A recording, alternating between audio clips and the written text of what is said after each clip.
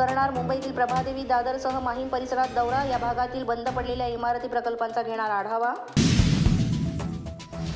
महिलांना रोजगार देण्यासाठी पिंक रिक्षा योजनेअंतर्गत 5,000 रिक्षांचा लवकरच वाटप. महिला आणि बालविकास मंत्री आदिती तटकरे यांची मोठी घोषणा. महिलांचे आर्थिक आणि सामाजिक पुनर्वसन व्हावं आणि महिलांचा प्रवास सुरक्षित व्हावा यासाठी निर्णय. राज्यातील उर्वरित जिल्ह्यांसाठी अहिल्या भवन उभारणीच्या प्रक्रियेस गती देण्याचे निर्देश. या माध्यमातून महिला, बालक आणि दिव्यांगांना सर्वतोपरी सहकार्य करण्यात येणार. महिला आणि बालविकास मंत्री आदिती तटकरे यांचा विश्वास. जुना काळ गेला, आता जय भवानी जय शिवाजी बोलायचं आणि मत मिळवायचे दिवस गेले, असं वक्तव्य अंबादास दानवे यांनी केलं. आता शिवसैनिकांनी अपडेट राहण्याची गरज. रायगडच्या संवाद मेळाव्यात अंबादास दानवेंनी कार्यकर्त्यांना दिला अजब सल्ला. ठाण्यातील पाणी समस्यांसाठी घेतली आमदार संजय केळकर यांनी महापालिका अधिकाऱ्यांची भेट. घोडबंदरसह उर्वरित ठिकाणी तातडीनं 25 MLD पाणी पुरवठा मिळावा म्हणून संजय केळकरांकडून उपाययोजना सुरू.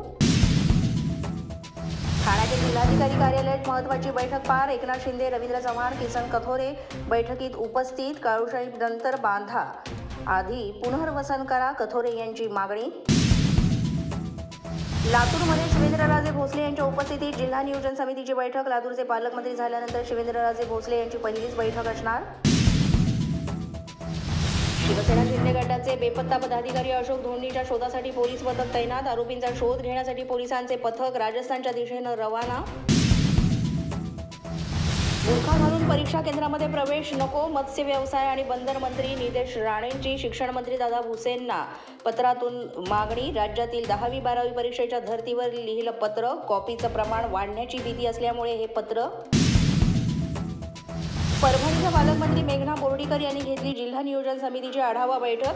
यावेळेस राष्ट्रवादीचे आमदार राजेश विटकर, रासपा आमदार रत्नाकर गुट्टे यांच्यासह सर्व विभागाचे अधिकारी आणि कर्मचारी देखील उपस्थित. अशाच नवनवीन अपडेट्ससाठी आणि ताज्या बातम्यांसाठी पोलीस माझा न्यूज YouTube चॅनल सबस्क्राईब करा. तसंच आमचं फेसबुक, इंस्टाग्राम आणि ट्विटर अकाउंट फॉलो करा. अधिक माहितीसाठी आमच्या www.polismazanews.com या वेबसाईटला भेट द्या.